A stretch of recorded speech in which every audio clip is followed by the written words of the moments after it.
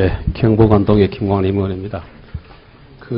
새 정부 출범 1년에 대한 평가, 그리고 금년에 세금이 그대로 들어올 건가, 그리고 위완화 허브하는 문제, 그 다음에 갑자기 닥칠지도 모르는 통일에 대한 재원 대책, 이런 것에 대해서 질문 드리고, 또 시간 내 되면 하고 아니면 또 추가 질의하도록 하겠습니다. 우선 이 표를 한번 보면은 국정 지지도가 13년 말 기준으로, 그러니까 역대 대통령이 취임을 3월 달에 하고 그해 말에 지지도입니다. 이게 RNR부터 TNS를 보면은 박근혜 대통령이 53 내지 58, 그 당시에 YS가 59, DJ 63, 노 대통령님 22, 이명박 대통령 32. 이런데 아마 뭐 여러 가지 얘기는 많을 겁니다. YS 이럴 때는 8월 달에 금융실명제 하면서 이슈를 선도해갖고, DJ 대통령 때는 IMF 이후에 금모으기, 이래서 경제 잘 회복하는 시기였고, 노무현 대통령 때는 아시다시피 탄핵 논의됐던 시점이고, 이명박 대통령은 아마 그 촛불 시위, 이래서 연말에 어려웠을 겁니다. 전체로 몇 평가는 뒤에 보시는 분들이 평가를 해주시고, 그런데 박근혜 대통령 중에 국방통일 외교가 잘했다. 전부 다가 50% 넘게, 에이스 리서치는 67% 정도가 여기 참 잘했다. 못했다 1순위가 경제, 사회통합, 복지, 이런 순서로 되고 있습니다. 그런데 국무조정실에서 평가한 데 보면은 경제 부흥이 가장 미흡하다, 이렇게 평가를 했습니다. 근데 다행스러운 거는 갤럽 조사는 경제정책 잘했다, 못했다, 같은 수치입니다. 그런데 1순위의 경제정책의 과제로 보면은 성장 키우고 일자리 늘려라 하는 것에 대해서 굳이 여기에 대해서 어떻게 생각하느냐는 부총리 의견을 묻지는 않겠습니다. 뒤에 계시는 그 국장님들, 이 성장 늘리고 일자리 늘리는데 좀 이렇게 힘을 기울여 달라는 말씀을 드리면서 다음 세입 질문 드리겠습니다. 우리가 이제 위기에 최근에 보면 한 3개 정도 되는 게 97년도에 IMF 위기 때 5.8% 성장이 마이너스 5.7로 꼬꾸라집니다. 2008년도에 금융위기 때도 2%가 0% 되고, 그리고 최근에는 조금 좋아지고 있는 가운데 IMF 때 2조 정도 못 들어왔고 금융위기 때 3조 정도 못 들어왔는데, 이거는 지금 금년에도 늘어나는데, 성장은 늘어나는데 돈은 1조 1천억이 덜 들어오고 있습니다. 그런데 이게 이제 문제는 뭐냐면은 2년 연속해서 국세 수입이 예산에 대해서 못 들어오는데, 정말 우리가 이제 반성해야 될 거는 뭐냐 하면은 불용인데 세입이 안 들어오니까 세출을 집행을 못 하도록 하는 겁니다. 원래 불용이라는 것은 불용이 나는 거거든요. 근데 이거는 지금 92%로 예산의 8%를 집행을 안 하도록 한 거는 불용이 난 게 아니고 불용을 낸 겁니다. 의도적으로. 특히 상반기 중에 전체 예산의 60% 정도 지출하고 하반기에 한 40% 하는데, 그 40% 중에서 12월에 8%는 한 20% 정도의 돈을 집행 안 한 거거든요. 그런데 금년도에 보면은 현재보다가 15조 원 정도 높게 지금 예산을 편성해 놓은 겁니다. 2월 말 되면은 1월 달에 세수 실적이 들어오고 계속해 오는데, 만약에 부총리께서 한 상반기 정도 세입 실적을 보고 그때 계속해서 세입이 3년 계속해서 안 들어온다, 이렇게 하면 어떻게 하실 겁니까? 기본적으로 저희 전제가, 저희는 금년도에는 작년도의 경험에 비춰볼 때 경제 성장이라든지 또는 일자리 이런 거하고 관련해서 금년도의 세수는 작년도와 같이, 저희가 어떻게 보면 재작년에 그런 결과에 의해서 법인세가 많이 안 들어왔었는데요. 세수 확보가 좀 가능하다고 봅니다. 다시 말씀드려서 작년도에 국세가 200조는 199조인데요. 되게 과거의 그런 국세 탄성치를 써서 볼 때 그런 걸 분석해 보면, 그리고 또 앞서 비과세 감면하고 그런 지하경제 이런 걸 노력을 하면 금년도 216조는 저희가 달성 가능한 그러다 보고 있습니다. 사실은 이 작년도의 세입이 한 7조 정도 안 들어와가지고 거의 작년도 실적은 그 전년도보다는 비슷해질 거다. 이렇게 했는데 8조 5천억이 이 8조 5천억이 안 들어와가지고 어렵게 됐는데 15조가 금년보다 더 들어온다 하는 것은 정말 쉽지 않기 때문에 여기 한 대책을 좀 이렇게 세워야 되고 이 차관께서 좀 답을 해 주시는데 과거에요. 보통 평균 불용이라 하면 세워놓은 예산이 한 4% 정도, 많으면 5%. 그런데 92% 그러니까 8% 정도 집행을 안 시킨 예가 있나요? 제가 알기로는 없는 것 같습니다. 예, 없죠. 그러니까 이게 돈 배정 안 한 겁니다. 돈이 없기 때문에. 그런데 이거 금년도 상반기는 정말로 잘 짚어야 된다. 이런 말씀을 드리겠습니다. 그 다음, 미국이 양적 완화를 축소하는 가운데 미연준의 앨런 의장은 앞으로 계속해서 양적 완화 줄여가겠다. 초저금리 유지하겠다. 다행히 한국에 대해서는 신흥국가 중에서 가장 튼튼하다. 이렇게 했지만은 대처를 좀 잘해야 됩니다. 그런데 그 중에서 중국 위안화를 좀 거래가 이게 활발하게 될 수 있도록 여러 가지 조치를 해야 된다는 것은 뒤에 은성수 차관보님, 최경호 차관님 꼭 좀 이렇게 봐주셔야 되는데 중국이요. 2010년부터 제조업 세계 1위입니다. 무역 규모도 작년부터 세계 1위입니다. 우리나라도 중국에 수출하는 게 되어가지고 미국 대미 수출, 일본 수출, 대EU 수출 다 합친 것보다가 중국에 수출한 게 더 많습니다. 그리고 외환 보유액도 중국이 제일 많고 일본의 2.7배, EU의 4배 가까이. 그리고 외환시장에서 위안화 거래 비중도 10년 전에 0.01%가 2.24%로 늘어나고 있고 우리나라 국민들의 유학 보내는 것도 보면은요. 10년 전에 2만 4천에서 10년 만에 6만 4천으로 3배가 늘었고 미국이 7만 2천 명입니다만은 곧 내년 정도 되면은 미국을 능가할 거다 이런 얘기입니다. 일본, 호주 다 합친 것보다 중국 관객이 많고 그 다음에 한국 관광객도 중국에서 오는 분들의 요커들이 제일 많고 돈도 제일 많이 쓴다는 겁니다.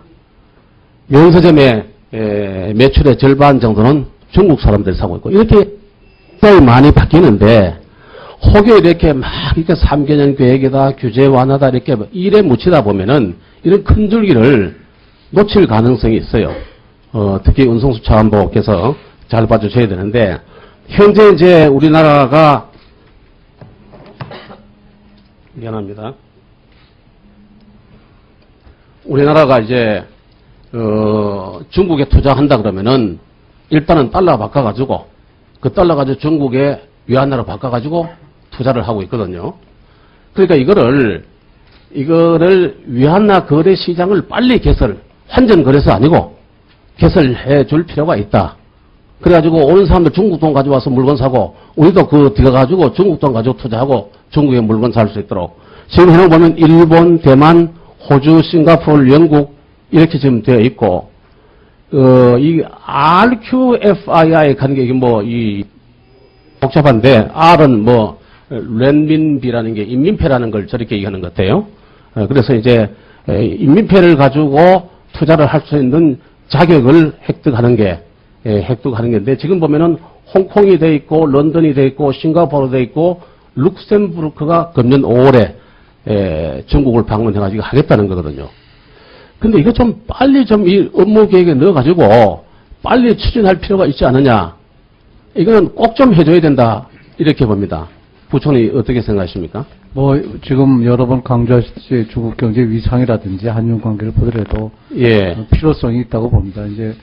다만 그 경우에도 중국과 협의가 필요하다고 보고요. 그런 방향에서 저희가 추진을 해보도록 하겠습니다. 예. 보다 적극적으로 추진해 주시기 바랍니다. 나머지는 보충 질의에서 하도록 하겠습니다. 네, 김광현 수고하셨습니다. 다음 윤호정 의원 기대해 주시기 바랍니다. 네. 그 통일재원 준비에 대해서 말씀을 드리겠습니다. 예, 물론 이제 뭐 중국하고 위안화 거래소를 설치해야 된다. 통일재원을 미리 마련해야 된다는 게 업무 계획은 들어갈 수 없겠습니다만은 준비는 하고 있어야 된다 이렇게 봅니다. 지금부터 25년 전에 89년 6월에 서울에 그 당시에 전 독일 수상 빌리 브란트가 와서 이렇게 얘기합니다. 통일을 보고 죽었으면 좋겠다. 그런데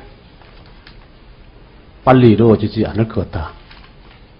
그런데 독일보다는 한국이 먼저 통일이 될 것 같다. 라고 얘기를 했답니다. 그러고 난 뒤에 딱 5개월 만에 그때 현 수상이던 콜 수상이 폴란드를 공식 방문하는 중에 예상치 않았던 베를린 장벽이 무너지게 됩니다. 그리고 다음 연도 90년 10월에 통일이 선포됩니다. 그러니까 통일은 절대로 뭐 누가 흡수한다든지 뭐 이렇게 하는 게 아니고 갑자기 찾아올 수가 있는 겁니다. 독일의 경우에 보면은 그 당시에 그 동서독 인구 비율이 4대1, 경제력이 8대1 이렇게 드는데 돈 들어간 게 한 20년간 3천조 원 들어갔습니다. 우리는 경제력 차이가 40대1 정도로 커져 있습니다.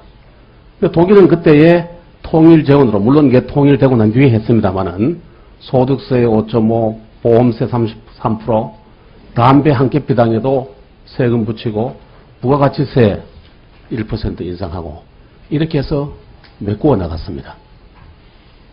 근데 이제 통일부에서 2년 전에 20년 후에 통일할 때에 통일 직후에 첫 해 55조에서 277조 원 정도가 소요되고 KDI는 최근에 북한 급변 사태 시에 30년간 2,500조 원 소요될 거다. 이렇게 했습니다. 그래서 우리가 이 독일같이 소득세의 일정 부분을 또 매기고 부가가치세하고 이렇게 한지 잘 모르겠습니다만은 뭐 우리 이만호 의원님은 부가가치세 10% 되는 거를 좀 올려가지고 통일재원으로 쓰고 뭐 이렇게 의견이 나와 있는데 이런 거 같은 거 좀 이렇게 미리 준비를 해야 된다 이렇게 봅니다. 그럼 그걸 보면은 세제도 이제 손을 봐야 되겠고 그 다음에 통일 금화 같은 아이디어 내는 사람도 있습니다.